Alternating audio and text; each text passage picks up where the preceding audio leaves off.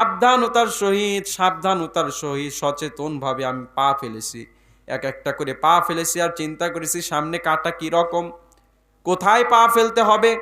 এরকম চিন্তা করে করে পা ফেলে ফেলে আমি কাঁটাযুক্ত রাস্তা পার করে ফেলেছি। উবাই ইবনে কাব রাদিয়াল্লাহু তাআলা আনহু বললেন, এটাই হচ্ছে তাকওয়া। দুনিয়ার জমিনে যে তুমি বসবাস করো, এই দুনিয়ার জমিনটা হচ্ছে একটা রাস্তা, একটা হচ্ছে জঙ্গল। তুমি যখন জান্নাতের পথে যাইবে, জান্নাতের পথে যখন চলবে, তখন জান্নাতের পথে চলার সময় অনেক রকম গুনাহ তোমার সামনে কাটা হয়ে আসবে। সুদের গুনাহ, ঘুষের গুনাহ, জেনার গুনাহ, জুলুমের গুনাহ, মা বাবার হক নষ্ট করার গুনাহ, স্ত্রী সন্তানের হক নষ্ট করার গুনাহ, মানুষের সাথে বেয়াদবি করার গুনাহ, অনেক রকম গুনাহ তোমার সামনে আসবে।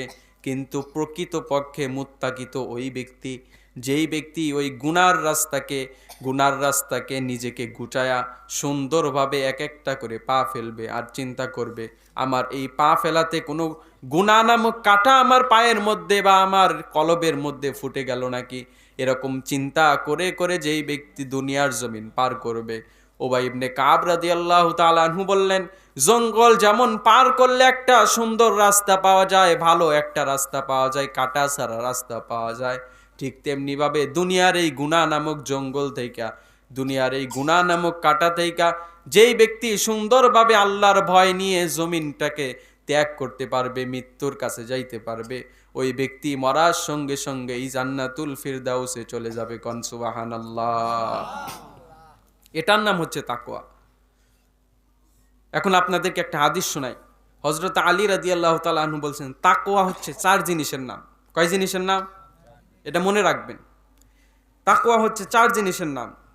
1 নাম্বার হচ্ছে প্রকাশ্যে ও গোপনে সব সময় কাকে ভয় করা?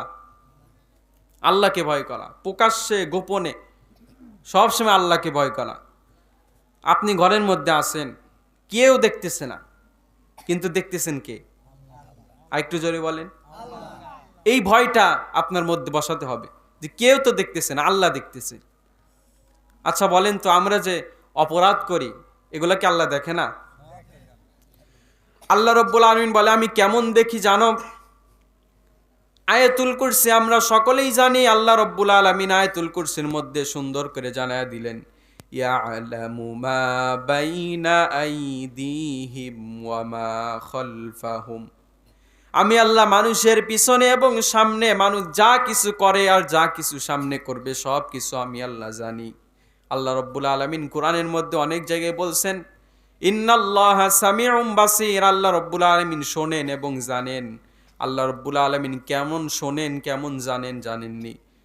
একটা গুহার মধ্যে অমাবস্যার রাত, গুটগুট অন্ধকার, এই অন্ধকারের মধ্যে একটা গুহার মধ্যে যদি কোনো একটা কালো পাথর থাকে, ওই পাথরের নিচে যদি একটা ছোট্ট পিপিলিকা হাঁটা চলা করে, আল্লাহ রাব্বুল আলামিন বলেন ওই পিপিলিকার হাঁটার আওয়াজ আমি আল্লাহ এমনভাবে শুনতে পাই, দুনিয়ার মানুষ যেমন তোমার সামনে এসে তোমার কাছে কথা বললে তুমি যেমন স্পষ্ট সুন্দরভাবে শুনতে পাও, আমি আল্লাহ রাব্বুল আলামিন ওই পাথরের নিচে যেই ছোট্ট পিপিলিকা হাঁটা চলা করে, ওই পিপিলিকার হাঁটার আওয়াজও আমি আল্লাহ সুন্দরভাবে শুনতে পাই।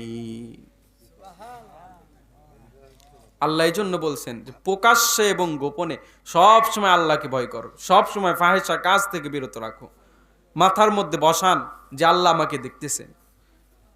আমরা তো এটা মনে করি না, আমরা গুনাহ করার সময় মনে করি না যে আল্লাহ দেখতেছেন। যদি মনে করতে পারতেন তাহলে গুনাহ করা আমার আপনার জন্য অসম্ভব হয়ে যেত, সম্ভব হতো না।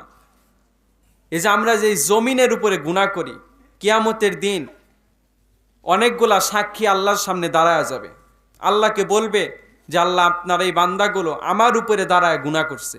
তার মধ্যে 1 নাম্বার জমিন। জমিন সাক্ষী হিসাবে আল্লাহর সামনে দাঁড়ায় যাবে। আল্লাহ রাব্বুল আলামিন কোরআনের মধ্যে বলছেন, ইয়াউমা ইযিন তুহাদ্দিসু আখবারাহা। জমিন ওই দিন, কিয়ামতের দিন আল্লাহর সামনে সকল কিছু বর্ণনা করবে। জমিন ডাক দিয়ে বলবে যে আল্লাহ এই বান্দা আমার উপরে দাঁড়ায়া এই অপরাধগুলো করেছে, আমার উপরে দাঁড়ায়া মানুষের উপর জুলুম করেছে, আমার উপরে দাঁড়ায়া মানুষের উপর অত্যাচার করেছে, আমার উপরে দাঁড়ায়া সুদ খেয়েছে, ঘুষ খেয়েছে, আমার উপরে দাঁড়ায়া যত অপরাধগুলো আছে সকল অপরাধগুলো করেছে আমার উপরে দাঁড়ায়, জমিন আল্লাহর সামনে সাক্ষী দেবে এরকম ভাবে। 2 নম্বরে সাক্ষী দেবে আমাদের হাত এবং পা, কিয়ামতের দিন সাক্ষী দেবে আল্লাহর কাছে। আল্লাহ রাব্বুল আলামিন সূরা ইয়াসিনের মধ্যে চমৎকার করে বলছেন, আল-ইয়াউমা নাখতিমু আলা আফওয়াহিহিম ওয়া তুকাল্লিমুনা আইদিহিম ওয়া তাশহাদু আরজুলুহুম বিমা কানু ইয়াকসিবুন। কিয়ামতের দিন মানুষের হাত এবং পা আল্লাহর সামনে সাক্ষী দেবে। আল্লাহ রাব্বুল আলামিন বললেন, মানুষদের ওই কিয়ামতের দিন আমি আল্লাহ অপরাধীকে জিজ্ঞাসা করব, তুমি কি এ অপরাধ করছো নাকি? অপরাধী ডাক দিয়ে বলবে, না আমি এ অপরাধ করি নাই। আল্লাহ রাব্বুল আলামিন তখন মুখের মধ্যে মোহর মেরে দেবে, মুখকে আটকায় দেবে, আর কোনো কথা বলতে পারবে না। আল্লাহ রাব্বুল আলামিন ওই সময় হাতের জবান খুলে দেবে, পায়ের জবান খুলে দেবে। হাত ওই দিন ডাক দিয়ে বলবে, আল্লাহ এই আমাকে দিয়া এই অন্যায়গুলো সে দুনিয়ার জমিনে করেছে, আমার এই হাত দিয়া মানুষের অন্যায়ভাবে জমি দখল করেছে, আমার এই হাত দিয়া মানুষকে অন্যায়ভাবে ফাঁসির কাস্টে ঝুলাইছে, আমার এই একটা সিগনেচারের কারণে অনেক লোকের কোটি কোটি টাকা নষ্ট করেছে। হাত দিয়ে আপনি যে অপরাধী করবেন কিয়ামতের দিন হাত সাক্ষী দেয়া দেবে। এরপরে পা সাক্ষী দেবে যে আমাকে নিয়ে ও সিনেমা হলে গেছে, কোরআনের মাহফিল হয়েছে, কোরআনের মাহফিলে যাই নাই, আমি পাকে ব্যবহার করে ওই বান্দা খারাপ জায়গায় গিয়েছে, গানের আড্ডায় গিয়েছে, মদের আড্ডায় গিয়েছে, জুয়ার আড্ডায় গিয়েছে, যাত্রা প্যান্ডেলে গিয়েছে। আমি এই পাকে যত অবৈধ কাজে ব্যয় করা দরকার সকল অবৈধ কাজে ব্যয় করেছে। ওই দিন পা এরকম ভাবে সাক্ষী দেবে। 3 নাম্বার যেই জিনিসটা সাক্ষী দেবে সেটা হচ্ছে মানুষের কান, চোখ এবং চামড়া ওই দিন সাক্ষী দেবে। এই যে চোখ সাক্ষী দেবে, কান সাক্ষী দেবে এবং চামড়া সাক্ষী দেবে, শরীরের যত জায়গায় চামড়া আছে সকল চামড়া সাক্ষী দেবে। আল্লাহ কুরআনের মধ্যে চমৎকার করে জানায় দিচ্ছেন, হাত্তা ইযা মা জাউহা শাহিদা আলাইহিম সামউহুম ওয়া আবসারুহুম বিমা কানু ইয়ামালুন। ওই দিন মানুষের সাক্ষী হিসাবে তাদের চোখ দাঁড়ায় যাবে, তাদের চোখ ডাক দিয়ে বলবে যে আল্লাহ দুনিয়ার জমিনে আমার এই চোখ দিয়া ওই বান্দা গুনাহ করেছে, তুমি যেগুলা দেখতে নিষেধ করেছো ওইগুলার দিকে তাকায় ছিল, ওইগুলো দেখেছে, অবৈধ নারীর দিকে তাকায় থেকেছে, গান বাজনাগুলো দেখেছে। কান সাক্ষী দিয়ে বলবে আল্লাহ আপনার এই বান্দা কোরআনের তেলাওয়াত শোনে নাই, কোরআনের তাফসির শোনে নাই, ওয়াজ মাহফিল শোনে নাই, মানুষের কোনো ভালো কথা শোনে নাই, এই কান দিয়া শুধু বাজে জিনিস শুনেছে, এই কান দিয়া শুধু গান আর বাজনা শুনেছে, এই কান দিয়ে মানুষের গীবত শুনেছে, এই কান দিয়ে যত ফাহেসা খারাপ কথা, যত কথা, সমস্ত কথা এই কান দিয়ে শুনেছে।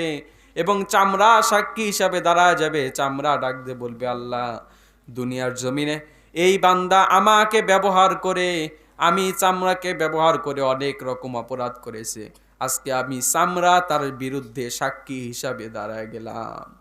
চামড়া সাক্ষী দেবে, প্রথমে সাক্ষী দেবে জমিন, এরপরে সাক্ষী দেবে হাত এবং পা, এরপরে সাক্ষী দেবে মানুষের কান, মানুষের চোখ, মানুষের চামড়া, সব কিছু সাক্ষী দেয়া দেবে। যখন সাক্ষী দেয়া দেবে ওই দিন কি আর পালানোর কোনো উপায় থাকবে? দুনিয়াতে কোনো অপরাধী অপরাধ করে পালায় যাইতে পারে, বাংলাদেশ থেকে অন্য দেশে যাইতে পারে বাঁচার জন্য, কিন্তু ওই দিন আর কেউ পালাতে পারবে না, ধরা খেয়ে যাবে। ওই দিন আল্লাহ রাব্বুল আলামিন যখন ধরা খেয়ে যাবে তখন আল্লাহ তার সামনে আমলনামা পেশ করবে, ফেরেশতাকে বলবে ও ফেরেশতারা আমার এই গুনাহগার বান্দার জন্য তুমি আমলনামা নিয়ে আসো, দুনিয়ার জমিনে যাই কিছু করেছে ওই সকল কিছু আজকে উপস্থিত করো।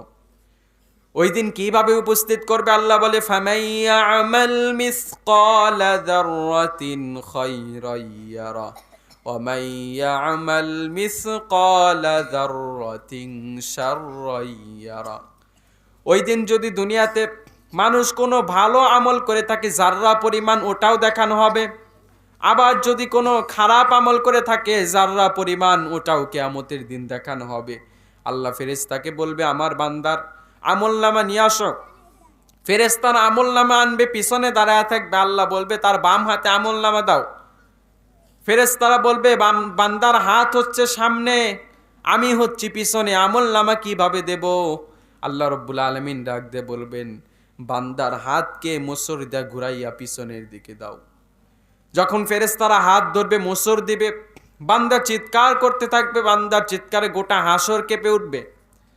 যখন পিছন দিকে হাত আনবে, তখন আল্লাহ বলবে এভাবে না, বান্দার বুকের মধ্যে বুককে চেরো, ছুরি দিয়া বুককে ফাড়ো, এবং ওই বুকের মধ্য দিয়ে হাতে ঢুকায়া দিয়া পিছন দিকে টান দাও। যখন বুককে ফাড়বে, বান্দা চিৎকার দেবে, মৃত্যুবরণ করবে না, শুধু শাস্তি ভোগ করবে। যখন বুক চিরা তার হাতকে পিছন দিকে দিয়া দিবে, হাতের মধ্যে আমলনামা দিয়া দিবে, তখন বান্দা আমলনামা পাওয়ার পরে বান্দা আমলনামার দিকে তাকাবে। আল্লাহ রাব্বুল আলামিন তখন ডাক দিয়ে বলবে, বান্দা আমলনামার দিকে তাকা লাভ নেই, আজকে তোমার আমলনামা তুমিই পড়ো। আল্লাহ তখন আদেশ করবে, ইকরা কিতাবাকা কাফা বিনাফসিকাল ইয়াউমা আলাইকা হাসিবা। আল্লাহ তখন ওই ব্যক্তিকে বলবে, তোমার হিসাব তুমিই পড়ো, ইকরা পড়ো, আজকে তোমার হিসাব নেওয়ার জন্য তুমি নিজেই যথেষ্ট। বান্দা হিসাব পড়বে আর আফসোস করবে, কোরআনে আল্লাহ সব বলে দিয়েছেন। বান্দা হিসাব নেবে আর আফসোস করবে।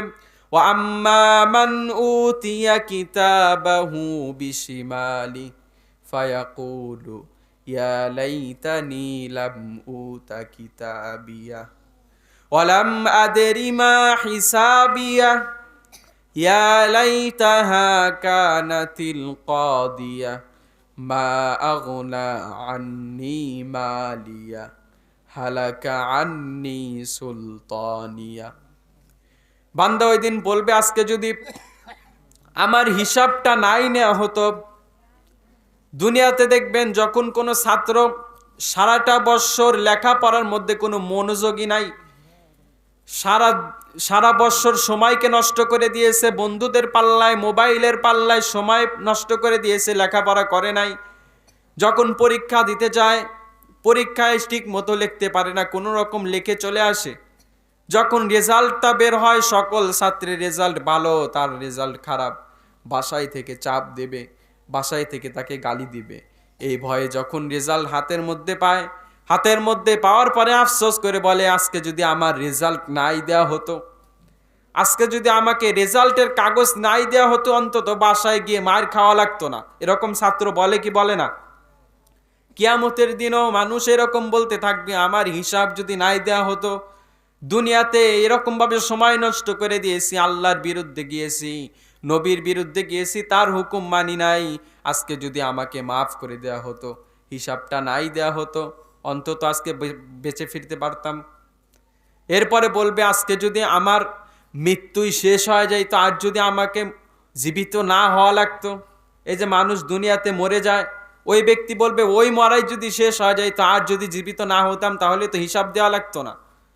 যখন কিয়ামতের দিন পশু পাখিকেও আল্লাহ দাঁড় করাবেন বিচারের মাঠে, দুনিয়াতে দেখবেন যেই পশুটা একটা শক্তিশালী পশু দুর্বল পশুর উপরে আক্রমণ করে, শিং দিয়ে গুতা দেয়, ওই একটা গুতা বেশি যেই পশুটা খাইছে, শিংয়ের গুতা খাইছে, ওই ব্যক্তির কাছ থেকে মাজলুম হয়েছে পশুর কাছ থেকে, ওই দিন ওই পশু আল্লাহর কাছে সাক্ষী দেবে, আল্লাহর কাছে বিচার চাইবে যে আল্লাহ, দুনিয়াতে এই সবল পশু আমাকে আক্রমণ করেছে, আমাকে মাজলুম বানাইছে, আমার উপরে জুলুম করেছে। তখন আল্লাহ রাব্বুল আলামিন ওই দুর্বল পশুকে শক্তিশালী বানায় দেবেন, আর ওই শক্তিশালী পশুকে দুর্বল বানায় দেবে। তখন ওই দুর্বল পশু ওই শক্তিশালী পশুর উপরে আক্রমণ করে প্রতিশোধ নিয়ে নিবে। যখন তারা প্রতিশোধ নিয়ে নিবে, তখন আল্লাহ রাব্বুল আলামিন ডাক দিয়ে বলবেন, কোরআনের মধ্যে আছে, সূরা নাবার মধ্যে আছে, কুনতু তুরাবা। তখন তারা মাটি হয়ে মাটির সাথে মিশায়া যাবে। ওই ঘটনাগুলো দেখে ওই বান্দারা আফসোস করবে আর বলবে, পশু পাখির মতো যদি আমার মরণটাও শেষ হয়ে যেত, আজকে যদি মাটি হয়ে যেতে পারতাম, তাহলে আল্লাহর সামনে দ্বারা হিসাব দেওয়া লাগতো না। ওই সময় কি আফসোস করে লাভ আছে? কোনো লাভই নাই। আরো তারা বলবে, আজকে এই কঠিন মুসিবতের দিন, দুনিয়াতে থাকতে আমার সম্পদ, আমার রাজত্ব, আমার ক্ষমতা আমাকে বাঁচায় দিছে, অনেক অপরাধ করেছি, কিন্তু বিচারের কাঠগলায় উঠতে আমাকে বাধ্য করে না। এই ক্ষমতার জোরে আমি বেঁচে গেছি। একটা পুলিশ বলবে আমি তো বেঁচে গেছি, দুনিয়াতে আমি বড় অফিসার ছিলাম, মানুষকে অন্যায়ভাবে বাড়ি দিয়েছি, অন্যায়ভাবে চাঁদা নিয়েছি, মানুষের উপর জুলুম করেছি, মানুষকে মিথ্যা মামলাতে গ্রেপ্তার করেছি, ওই দিন তো আমি বেঁচে গিয়েছি, কিন্তু আজকে আমি তো বাঁচতে পারবো না, আজকে তো আমার বাঁচার কোনো ক্ষমতা নাই। ওই দিন তারা বলবে আমার ক্ষমতাও কাজে আসলো না, আমার সম্পদও কাজে আসলো না, আমার মালও কাজে আসলো না, কিচ্ছু কাজে আসলো না। তখন আল্লাহ ডাক দিয়ে বলবে খুযুহু ফাগুল্লু সুম্মাল জাহিমা সল্লু সুম্মা ফি সিলসিলাতিন দারউহা সাবউনা যিরাআন ফাসলুকু। ওই দিন আল্লাহ বলবে ফেরেশতাকে ধরো, শুধু এমনি এমনি হাত দিয়ে ধরো না, 70 গজ শিকল লাগাও, আগুনের শিকল তার গলার মধ্যে লাগাও, পায়ের মধ্যে লাগাও এবং টানতে টানতে জাহান্নামের দিকে নিয়ে যাও। নাউজুবিল্লাহ পড়ে। ওই দিন যদি আমরা এই অবস্থায় না পড়তে চাই, তাহলে বলছিলাম যা হযরত আলী রাদিয়াল্লাহু তাআলা আনহু বলছেন যে তাকওয়া হচ্ছে 4 জিনিসের নাম, যদি 4 জিনিস অর্জন করতে পারেন তাহলে আপনার মধ্যে তাকওয়া আসবে, আর যখন তাকওয়া আসবে তখন গুনাহ থেকে বাঁচতে পারবেন। গুনাহ থেকে বাঁচা